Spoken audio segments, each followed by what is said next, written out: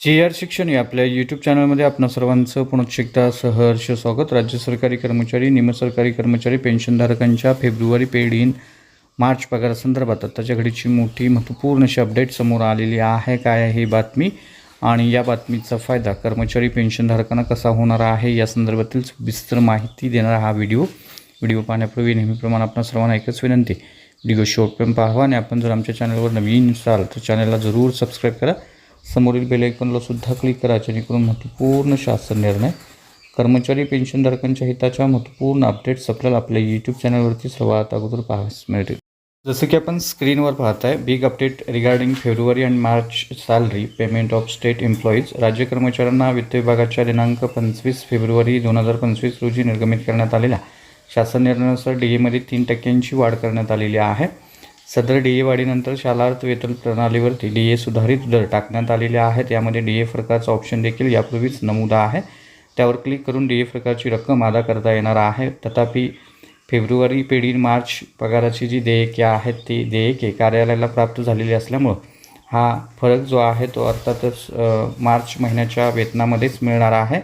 घरभाडे भत्त्यामध्ये 7व्या वेतन आयोगानुसार निर्धारित केल्यानुसार DAचे दर हे 50% अधिक झाल्यास घरभाडे भत्ता हा सुधारित होणार आहे. परंतु सध्या शालार्थ प्रणालीवर घरभाडे भत्त्याचे सुधारित दर अजूनही अद्याप अपडेट करण्यात आलेले नाही. त्यामुळे सदर माहे फेब्रुवारी वेतन देयकासोबत सुधारित घरभाडे भत्ता अदा करता येणार नाही. याकरता शालार्थ प्रणालीचे सदरचे दर हे सुधारित होणं अपेक्षित आहे. त्यानंतर राज्य कर्मचाऱ्यांना वास्तव्याच्या ठिकाणानुसार 3%, 20% व 10% अशी HRAमध्ये वाढ सुधारित होईल. तसेच सुधारित वेतन संरचनेत वेतन घेणाऱ्या राज्य शासकीय व इतर पात्र कर्मचारी, त्याचबरोबर असुधारित वेतन संरचनेत वेतन घेणाऱ्या राज्य शासकीय व इतर पात्र कर्मचाऱ्यांना मंजूर करण्यात येणाऱ्या महागाई भत्त्याच्या दरात दिनांक 1/7/2024 पासून सुधारणा करण्याबाबत कार्यवाही करण्याचे निर्देश प्रशासन प्रमुखाकडून संबंधितांना देण्यात आलेले आहेत.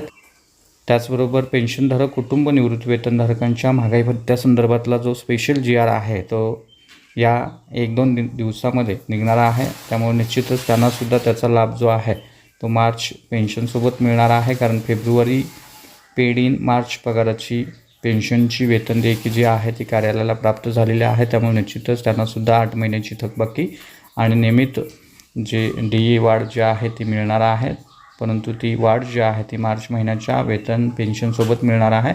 तर ही होती फेब्रुवारी पेड इन मार्च पगारासंदर्भातली महत्त्वपूर्ण अपडेट. अशाच महत्त्वपूर्ण अपडेटसाठी, महत्त्वपूर्ण शासन निर्णयासाठी चॅनलला जरूर सबस्क्राईब करा. व्हिडिओ लाईक करा, शेअर करा. धन्यवाद.